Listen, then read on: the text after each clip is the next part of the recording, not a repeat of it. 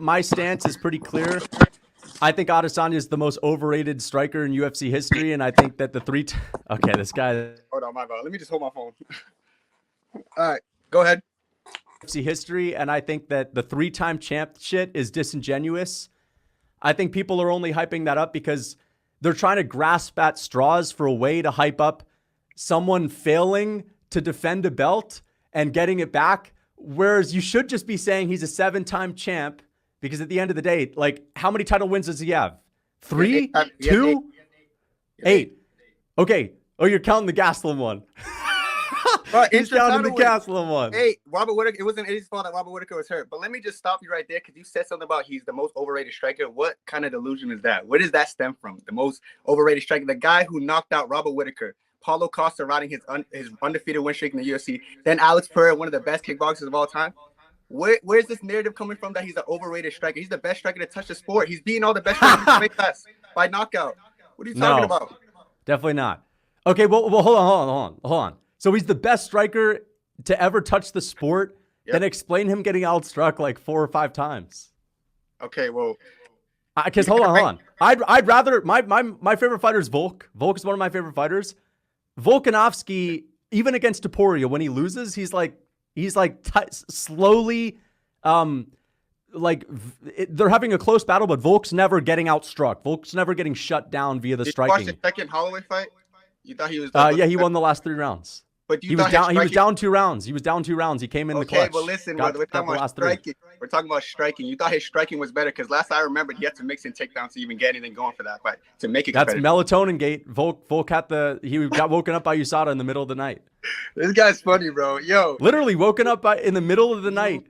Bro, you're Glazer. Woken up in the middle of the night by USADA. His chin was iffy that night. But hold on. Let me just explain this.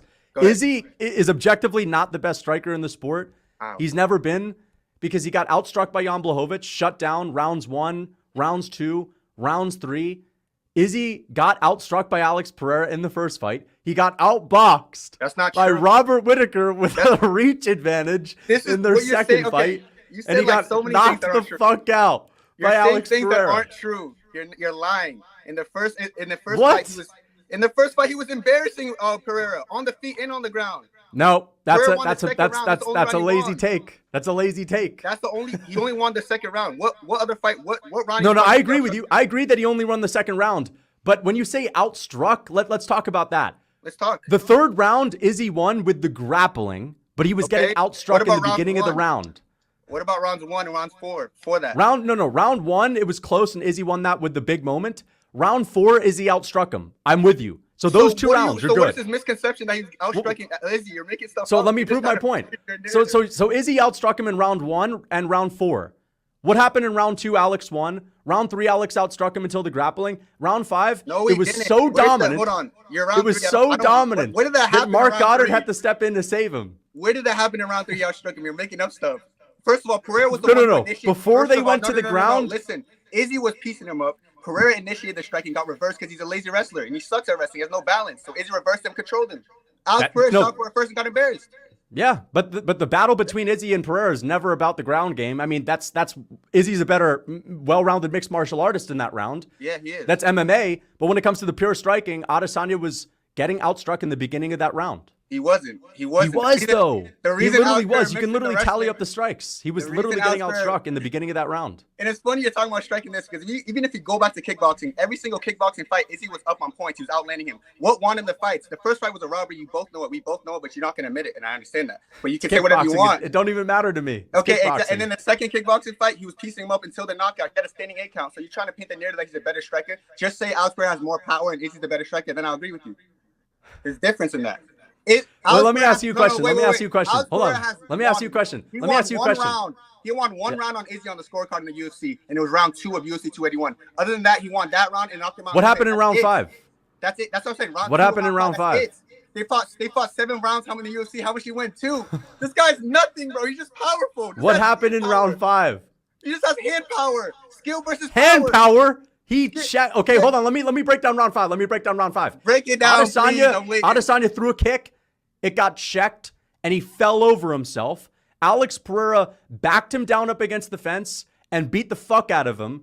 Yes, it was a bit of an early stoppage, But the difference in striking in that round was so utterly dominant. Alex Pereira had like a 20-second moment where he was just teeing off on him up against the fence, checking his kicks, bulldozing him the whole round. You're talking about rounds 1? You're talking about rounds freaking 4? Bro, what about round 5 where it was such an outclassing that the ref had to step in? You're saying that, hold on. You're saying that was one big punch? It was an early stoppage. That means it couldn't have been one big punch. That was a whole freaking army of punches that Izzy couldn't even fucking deal with. You're misunderstanding my narrative that I was playing. I said Izzy's the more skilled striker, and Alex Pereira is the more powerful striker. And I'm using this round because they fought 13 rounds total. Izzy has won 8. In the UFC, they fought 7. Izzy has won 2. Pereira has won 2. So if you look at the fights and you're actually watching from a non-biased point of view, you know Izzy's a better striker than him. But what Alex Pereira has that Izzy seems to have been lacking until the last fight was the power advantage. And Izzy doesn't have a bad chin necessarily, but he did get caught. I'm not saying it was one punch, but Alex Pereira has power indefinitely. You can see it in multiple of his fights. He uses power to win fights. Even against Yuri Prochazka, he was down in the scorecard. Something he has is an equalizer, and it's hard for people to keep up with. But the only person who gave him competitive fights on the feet is Israel Adesanya because he's the superior striker.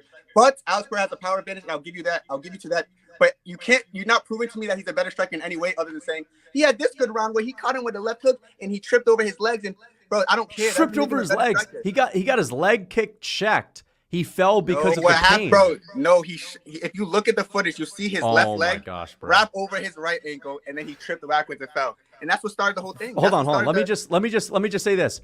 The only one to have a competitive fight with Pereira on the feet. What about Jan Blachowicz, the guy that literally beat Izzy?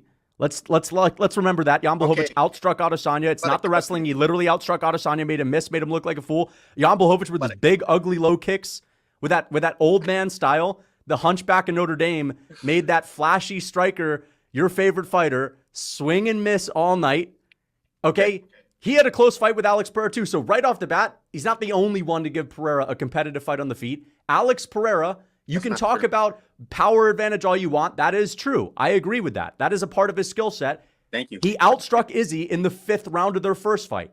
That is a round. No, we're not just gonna say 5th round doesn't count. It was a big, nasty, ugly. It was a big, nasty, ugly punch. It was a stupid punch from Pereira. No, it was a freaking skillful dismantling. Round 2. No, I'm not. Round 2, he outstruck Izzy. So even according to you, where we shouldn't count the 3rd round striking, even though Pereira outstruck him in the 3rd before the grappling, they're only 2-2 in that fight. Oh my! Izzy round 1, Izzy round 4, Pereira round 2, Pereira round 5. I'm giving Pereira the win because round 5 was way more dominant than the other round. Because everyone was talking about how big Pereira was. That. I know you're talking They posted Adesanya's weight. The dude was like 223 pounds. Okay, he walks around in the high 200s or low 200s. Yes, he's not 199, dude. He freaking he was trying to prove a point. Listen, brother, you're not listening. Some people walk around heavy. People like Max Holloway walk around very heavy. They could easily make 155 in your opinion. But when they're in fight shape in their fight camp, their body is gonna react differently than you think. That's why. Then how come Adesanya always weighs in at like 204? How come? Oh, I'm sorry. Wait. Let me just say this. So you're telling me Jan Blachowicz made Adesanya miss punches as the lighter man with the faster speed because he was heavier than him? You're telling me Jan Blachowicz checked Adesanya's leg kicks and shut his leg kick game down because he was heavier? The grappling, I'll give it to you. I'll give you that the grappling definitely was affected by the weight of Blachowicz. The first 3 rounds, Jan Blachowicz with his simple striking shut him down. You cannot have so many examples of Adesanya getting outstruck, having close battles. People like you, Lucas, you like to play both sides. Like when it's about Islam, if it's like let me talk. If it's about like someone like Islam or Volk or Islam or Dustin, it's all about the takedown threat is this, the takedown threat is that. Not once have you mentioned takedown threat. Why? Is that a coincidence, or are you just not using your knowledge all of a sudden? You know the takedown threat was a thing. You know the weight. The takedown threat. People were hardly talking about the threat of the takedown going into that fight. Jan Blachowicz was coming off of 3 KOs in a row. Dominic Reyes, Luke Rockhold. He was coming off of a bunch of KOs. Corey Anderson. People were talking about that fight as Izzy's either going to outclass him or Jan Blachowicz is going to knock him out with a big ugly swing. That was not the narrative. Why are you making Yes, it was. That was the narrative going into that fight. That was the narrative. They knew you were going to go into Jan Blachowicz Look how you played into the tune. Look how you're playing. No, I'm not playing into the fucking tune. You're picking sides, Lucas. No, Jan Blachowicz was a knockout guy going into that fight. He was KOing people. Bro, Jan Blachowicz has always been the type to mix in his wrestling with every single fight. What are you talking about? Why are you trying to make it like Jan Blachowicz didn't shoot a takedown until like midway through the 3rd round. It got stuffed. Bro, you're lying. That's not even true. Yes, he did. He didn't even shoot a takedown in the you first don't have round. He didn't shoot a back checkers takedown in in the here? second round.